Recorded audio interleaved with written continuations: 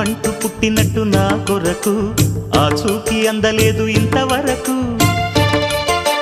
వచ్చింది గాని ఈడు ఒంటి వరకు వేధించలేదు నన్ను జంట కొరకు